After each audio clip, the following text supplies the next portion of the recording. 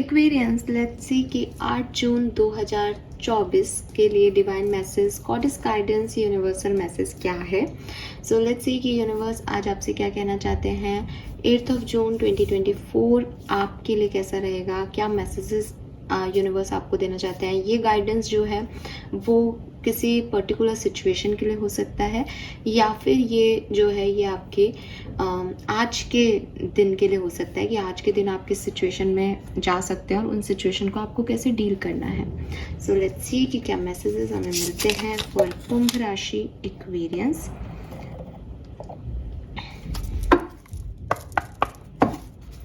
आठ जून 2024।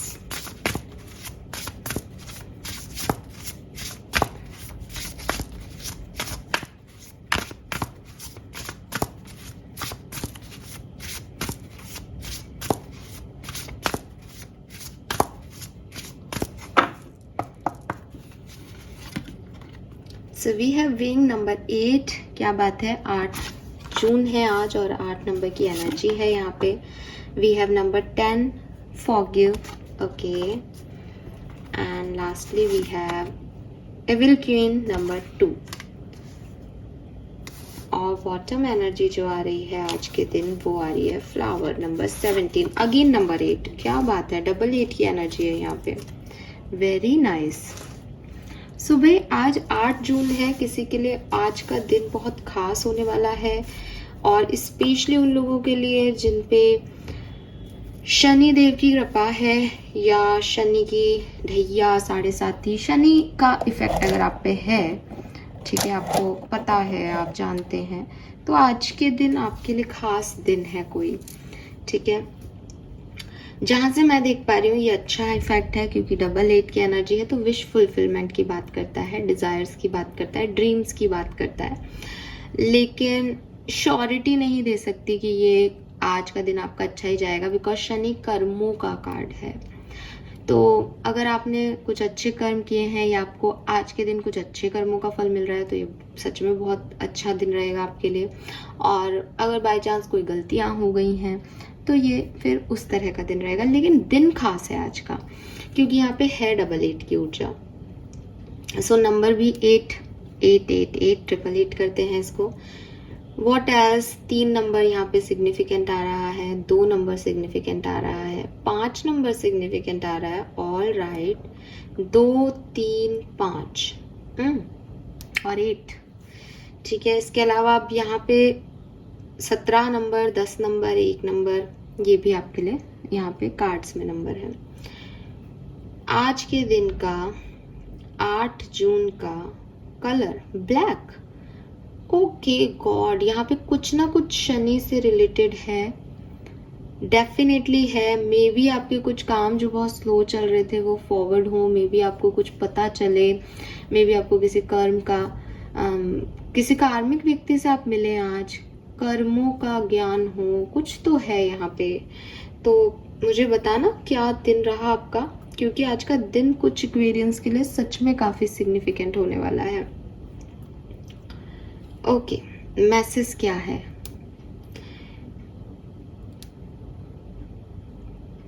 Okay, 2-3 message हैं तो अलग अलग ही देती हूँ।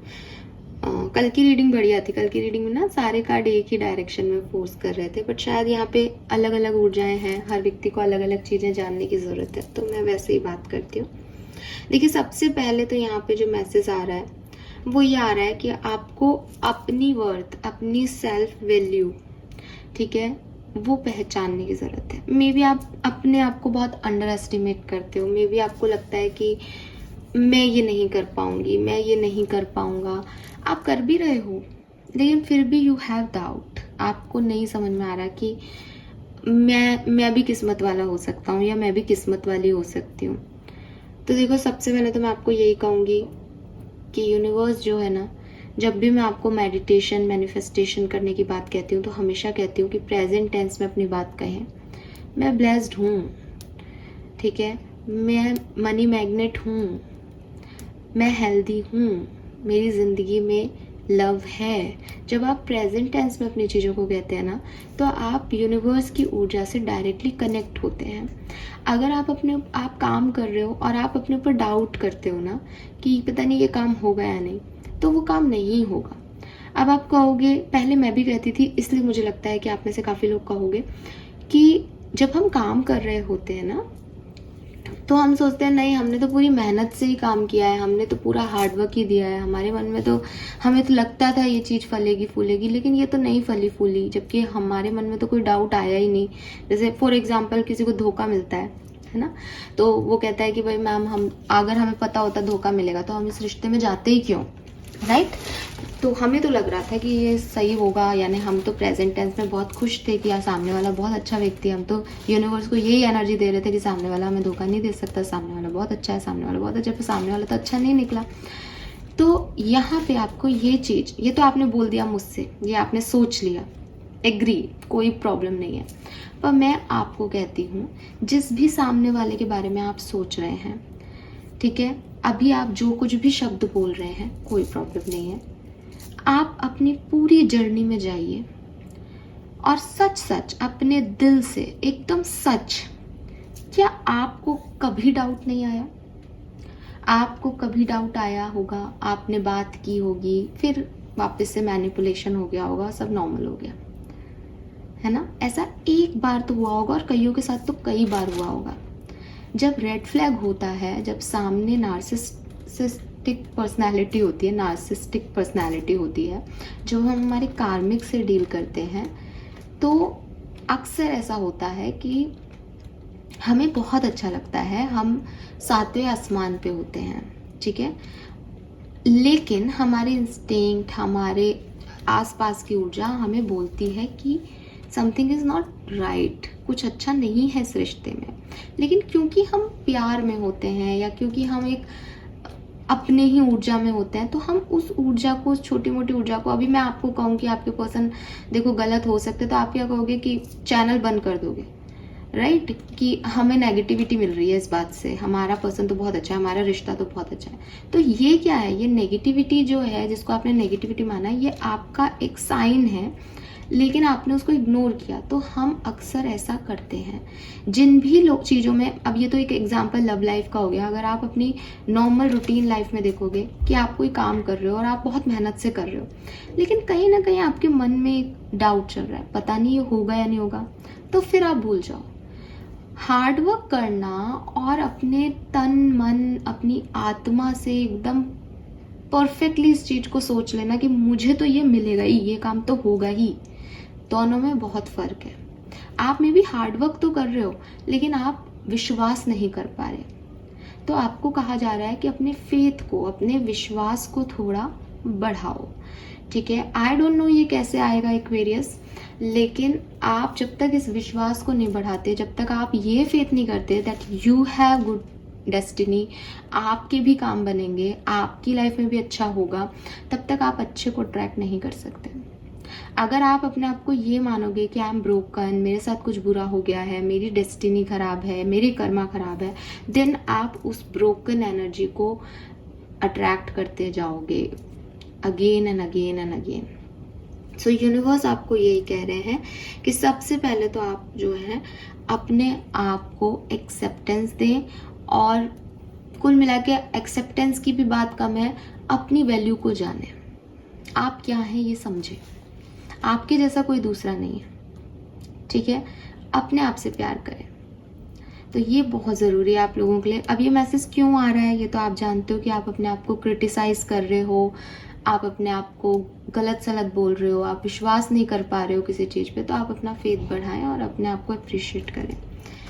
अप्रिशिएट करने के साथ ही यहाँ पे फॉरगिव की एनर्जी को भी ले लेते हैं कि अगर आप अपने आप को माफ़ नहीं कर रहे हो, किसी गिल्ट में हो, कोई गलती हो गई आपसे, एंड आप खुद को माफ़ नहीं कर रहे, रेगुलरली क्रिटिसाइज करते जा रहे हो अपने आप को कि मेरे से गलती हो गई, मेरे से गलती हो गई, मैंने गलत कर दिया, मुझसे पाप हो गए, और अब पता नहीं मेरी किस्मत में क्या होगा, क्योंकि मैंने तो गलत कर्मा कर दिया, मैं तो गलत व्यक्ति को चूज़ कर लिया, मैंने तो, वो है ना कि कर्ण को महाभारत के युद्ध में हार क्यों मिली, तो कृष्ण कहते हैं ना, वो कर्ण पूछता है श्री कृष्ण से कि मैं दानवीर, मैंने किसी का कुछ बुरा नहीं किया, मेरे साथ बचपन से जो है वो गलत हुआ और आप ये सब जानते हो, फिर भी मुझे हार क्यों दे रहे हो? कर्मा कहाँ है?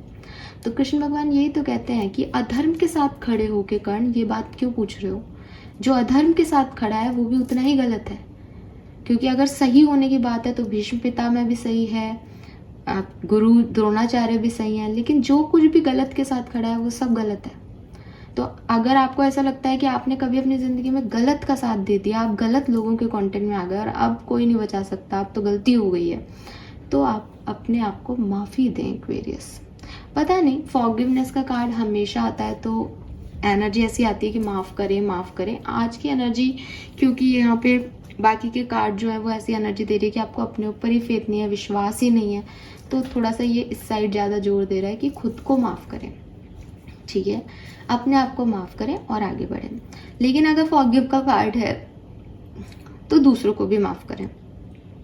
कल मैंने एक बहुत अच्छा कोटेशन पढ़ा था कि जिन लोगों को आप भूल सकते हो ना, और जिन्होंने आपके साथ बुरा किया है, उनको भूल जाओ, ठीक है, उनकी गलतियों को भूल जाओ, उन लोगों को भूल जाओ। लेकिन जिन लोगों को आप नहीं भूल सकते तो उनको माफ़ कर दो।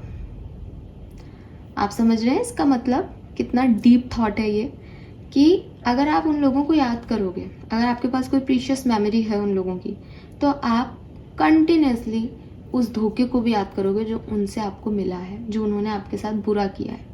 इसलिए अगर आप किसी को भूल सकते हो तो उसको भूल जाओ। लेकिन अगर आपको पता है कि आप किसी को भूल नहीं सकते हो, वो लोग इतने खास हैं, तो फिर आप उनकी गलतियों को भूल जाओ। अदरवाइज आप लोग कभी भी एक खास रिश्ता मेंटेन नहीं कर पाओगे आगे। तो ये चीज़ मैं आपको आज कहूँगी, क्योंकि ये मैंने भी कल ही पढ़ी थी और मैं जानती हूँ कि माफ़ करना मुश्किल है, मेरे लिए भी था, मेरे लिए भी है एक्चुअली में। कभी कभी कुछ लोग इतनी बड़ी गलतियां करते हैं कि जब भी हम पीछे पलट के देखते हैं या कुछ ऐसी सिचुएशंस हमारे सामने आती हैं तो हम सोचते हैं कि क्यों इतना गंदा है इंसान, क्यों इंसानियत में इतनी हैवानियत है। लेकिन एक्वेरियस, माफ़ करना, या तो मैं वहाँ पे बैठ करके या आप वहाँ पे बैठ करके उन लोगों के को बदुआएं दें, उनको क्रिटिसाइज़ करें, उन्होंने हमारे साथ ऐसा क्यों किया, रोएं, झींके, चिल्लाएं, लेकिन उन्हें ना तो कोई फ़र्क पड़ेगा। उन्होंने को जो करना था उन्होंने कर दिया। अगर उन्हें फ़र्क पड़ रहा हो तो भी थोड़े टाइम के लिए पड़ेगा, बिकॉज अगर उनको फ़र्क पड़ता तो वो ऐसा नहीं करते। तो इट मीन्स कि वो आपसे इमोशनली कोई कनेक्टेड नहीं है, कि उनको आपके रोने का, आपके परेशान होने का कोई फ़र्क पड़ रहा है। तो फिर ऐसे लोगों के लिए जिन पे आपने पहले ही कुछ समय अपनी ज़िंदगी का बर्बाद कर दिया है और आपने जिनसे देखा है कि उन्होंने आपके साथ बुरा किया है, वो आपके साथ गलत कर रहे हैं, उन पे फिर से ज़िंदगी के कुछ पल देना कितनी बड़ी बेवकूफ़ी है। तो उनके लिए नहीं, अपने आप के लिए, अपने आप के लिए माफ़ कर दो, माफ़ कर दो कि ठीक है भाई, तुम्हारा कर्मा यूनिवर्स से देखेंगे और नहीं तो अगले जन्म में अपना ऋण उतारना। अभी के लिए टाटा बाय बाय। तो ये जो चीज़ें हैं ये आपको सीखनी पड़ेगी। ये अपने आप नहीं आता, रोना भी आता है, इमोशंस भी हाई होते हैं, एंगर भी होता है, लेकिन आपको ये सीखने को कहा जा रहा है कि अगर आप माफ़ नहीं करोगे ना तो आप अपने आप को सज़ा दे रहे हो, जो गलती आपने नहीं की उसकी, आप दूसरे की गलती की सज़ा खुद को दे रहे हो। तो माफ़ करो और जाने दो। और अगर भूल सकते हो ऐसे लोगों को तो भूल जाओ, फिर तो कोई प्रॉब्लम नहीं है। लेकिन अगर याद आती हैं कुछ भी अच्छी बुरी यादें तो माफ़ कर दो, ताकि अच्छी बात ही याद रह जाए, कोई परेशानी नहीं हो आपको भविष्य में इस चीज़ को लेकर। क्योंकि इंसानी स्वभाव बड़ा अजीब है। मैं आपको बताती हूँ कैसे। देखिए एक्वेरियस, ऐसा होता है कि आज आप जिन लोगों को गलत मान रहे हो, आप जिनको ये सोच रहे हो कि इन लोगों ने मेरे साथ गलत किया, आप रिवेंज से भर जाओगे, आप उनके साथ गलत करोगे, फिर वो आपको गलत कहेंगे कि देखो तुमने भी तो मेरे साथ ऐसा किया, एंड देन आप गिल्ट में आ जाओगे। साइकिल क्या बना? पहले एक व्यक्ति गिल्ट में था, उसने गलती ज़्यादा बड़ी कर दी, दूसरा व्यक्ति गिल्ट में आ गया, तीसरा व्यक्ति गिल्ट में आ गया, वापस से यही साइकिल चल रहा है। तो रिवेंज हमें कहीं पे भी नहीं पहुंचाता। अगर आप किसी से नफरत करने लग जाओगे, आप किसी के साथ सहानुभूति नहीं रखोगे, आप किसी के साथ इमोशंस नहीं रखोगे और आपको लगेगा कि नहीं इसने मेरे साथ बुरा किया है तो मैं भी इसके साथ बुरा ही करूँगा या करूँगी, तो आप उस रिवेंज एनर्जी में आ जाओगे। फिर आप उसका बुरा कर तो दोगे, लेकिन क्या आप बुरे इंसान बन सकते हो? क्या आप इतने बुरे हो सकते हो? जैसे ही बुरा हो जाएगा आपको रियलाइजेशन हो जाएंगे, क्योंकि गुस्सा तब तक ही रहता है ना, तब तक वो निकल नहीं रहा। जैसे ही वो निकलता है वैसे ही तो सब बह गया। फिर आप उससे माफ़ी मांगोगे, फिर ये फॉरगिवनेस की एनर्जी उसको कोई सिखा रहा होगा। तो ये कंटिन्यूस प्रोसेस है, ये कहीं ख़त्म नहीं होगा। इसलिए यहाँ पे माफ़ कर देना, मतलब मैं आपको कारण दे रही हूँ, समझा रही हूँ कि आप समझ सकें कि माफ़ करना क्यों ज़रूरी है, वरना इसमें घूम जाओगे इस एनर्जी में। ठीक है। और अपन सब मानते हैं, जानते हैं कि भाई कर्म है, कर्म प्रधान है, तो कर्मों का फल मिलेगा। तो कहाँ कर्म दे रहे हैं अपन? तो माफ़ करना एक अच्छा कर्म है, उसे निभाएं ताकि कुछ अच्छा मिल सके। नेक्स्ट जो मैसेज है यहाँ पे वो ये है, कभी कभी हम ऐसे लोगों का इंतज़ार करते हैं, कभी कभी हम ऐसी परिस्थितियों का इंतज़ार करते हैं जो कभी नहीं आती। ठीक है। सो शायद आप में से कुछ लोग ऐसे हैं जो वेट कर रहे हैं कि अच्छे दिन आएंगे, सब ठीक हो जाएगा, या मेरा पार्टनर आ जाएगा। तो अगेन फेथ करना, विश्वास करना किसी रिश्ते पे अच्छी बात है कि आप अपने रिश्ते पे ट्रस्ट करते हैं, लेकिन आप किस तरह के रिश्ते पे ट्रस्ट कर रहे हो? फिर अभी जैसे मैंने कहा था कि आप एक रेड फ्लैग के साथ हो, आप एक कार्मिक पर्सन को डील कर रहे हो, बट आप एक्सेप्ट नहीं करना चाह रहे हो उस चीज़ को कि वो पर्सन जो है वो क्या है। तो आप एक झूठी दुनिया में जी रहे हो, एक झूठी फैंटेसी में जी रहे हो। अभी वो पर्सन आपको छोड़ के गया हुआ 2-3 साल हो गए, एंड आपने अपनी पूरी दुनिया को होल्ड कर रखा है कि वो पर्सन वापस आएंगे। क्या आप सही हो? नहीं। अब आप कहोगे कि मैम क्यों नहीं आ सकते, क्या 2 साल बाद? बिल्कुल आ सकते हैं, लेकिन जब वो पर्सन आपको आए और आपको देखें कि अच्छा मैं जैसे छोड़ के गया था या छोड़ के गई थी, ये तो बिल्कुल वैसे ही पड़ा हुआ है अभी भी, वो एनर्जी अच्छी होगी आपके लिए? क्या आपके पर्सन आपको रेस्पेक्ट दे पाएंगे? क्या आप एक ऐसे इंसान को रेस्पेक्ट देंगे? एक्वेरियस, दिल से अपने आप से सच सच जवाब दें। एक ऐसा व्यक्ति जिसको आप निराश करते हैं, जिसके साथ आप गलत करते हैं, प्यार में धोखा करते हैं और चले जाते हैं, या किसी परिस्थितिवश चले जाते हैं और 2-3 साल बाद आपको उसकी फिर से याद आती है और आप पीछे मुड़ के देखते हो कि अरे मैं आ गया, और आपको वो व्यक्ति वैसा ही मिले, क्या आप उसकी उतनी इंपॉर्टेंस कर पाएंगे? आप शायद 1-2 दिन उससे बात करेंगे, फिर आपको लगेगा अरे ये तो मेरे लिए बैठा था या बैठी थी, बस खत्म आपकी इंपॉर्टेंस। एक पार्टनर के तौर पे आप अपने पार्टनर की कब वैल्यू करते हैं? जब वो पार्टनर आपको रिस्पेक्ट करे, जब उस पार्टनर की एनर्जी जो है वो बहुत पॉजिटिव हो, जब वो पार्टनर कुछ लाइफ में कर रहा हो, जब वो पार्टनर जो है वो आगे बढ़ रहा हो, आपको पता हो कि यार इसके साथ रह के मेरा मान बढ़ेगा, है ना? तो एक रोतुली सी सोल के साथ कौन रहना चाहेगा? कौन ये चाहेगा कि मेरी ज़िंदगी मुझसे संभल नहीं रही, अब मैं इसकी भी ज़िंदगी को संभालूं? कोई भी यहाँ ऐसा नहीं है। बहुत बहुत मतलब शायद बहुत रेयर लोग होते हैं जो आपको सही समय पे, या चलो सही समय पे तो आपके पार्टनर ऑफ कोर्स पार्टनर है तो देंगे, लेकिन मतलब होता है ना कि बिल्कुल आप जिस पे डिपेंड हो जाओ। आई डोंट थिंक सो कि लव अफेयर्स इतने अच्छे होते हैं। अब हो सकता है आपके लव अफेयर्स अच्छे रहे हों, मेरा एक्सपीरियंस या मेरे पास जो लोग आते हैं उनके एक्सपीरियंस अच्छे नहीं हो, इसलिए मेरा ऐसा थॉट बन गया है। लेकिन मुझे ऐसा लगता है बिकॉज कहीं ना कहीं प्यार में, चाहे आप मतलब जो लोग आपकी कद्र करते हैं, जो आपके लिए कुछ भी करते हैं, मैंने ऐसा प्यार भी देखा है, तो सामने वाला उसकी कद्र नहीं करता, और अगर वो बिल्कुल भाग रहा है तो आप उसके पीछे भागते हो। मतलब इक्वल गिव एंड टेक बहुत बहुत रेयरली देखने को मिलता है रिलेशनशिप में। जैसे ही आपको पता चलता है सामने वाला आपके साथ है, कोई ना कोई डिफ़िकल्टी हो जाती है रिलेशनशिप में। सो ये मुझे ऐसा लगता है एक्वेरियस की यूनिवर्स आपको यही कह रहे हैं कि अगर आप ऐसी किसी सिचुएशन में स्टक हो जो वेटिंग है, जो आप ऐसा सोच रहे हो कि कभी अच्छा होगा, जैसे फॉर एग्जाम्पल कि इसको प्यार मोहब्बत से अलग हटते हैं और कोई एक्शन लेना है, आपको कुछ करना चाहते हो, आप कोई बिजनेस स्टार्ट करना चाहते हो, आप सोचो पार्टनर नहीं मिल रहा, अच्छा कोई पार्टनर मिलेगा तो मैं शुरू करूँगी ये काम या शुरू करूँगा ये काम, आइडिया तो मेरे परफेक्ट है। अब पार्टनर किसी से कह दिया, कोई काम करना ही नहीं चाह रहा आपके साथ, आप भी वहाँ पे बैठ के वेट कर रहे हो कि जब पार्टनर मिलेगा तब हम काम करेंगे। तो ये कहाँ की समझदारी है? आपके जो आइडियाज़ हैं उससे आपसे पहले कोई दूसरा यूज़ कर लेगा।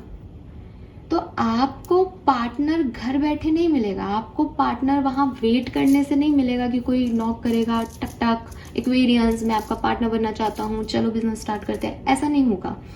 आपको बाहर निकलना पड़ेगा।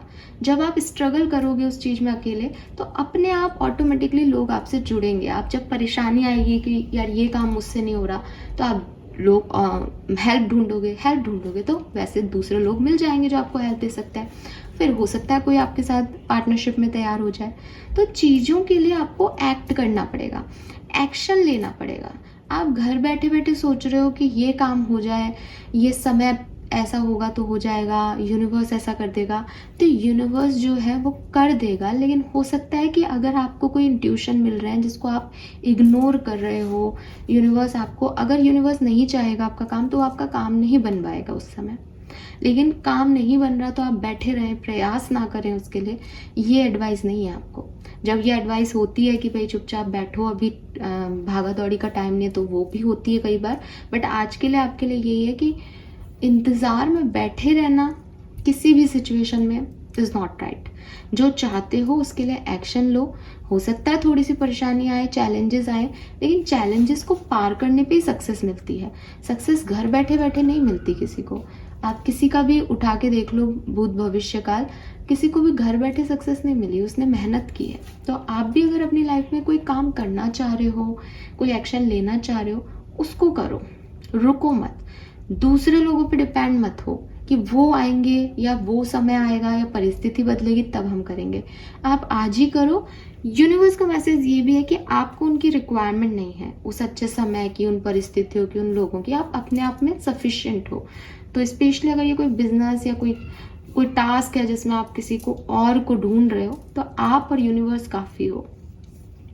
देन अगेन, इंतज़ार कर रहे हो, अपने ऊपर विश्वास नहीं है, तो ऐसे लोगों को मत अट्रैक्ट कर लेना जो लायक ही नहीं है।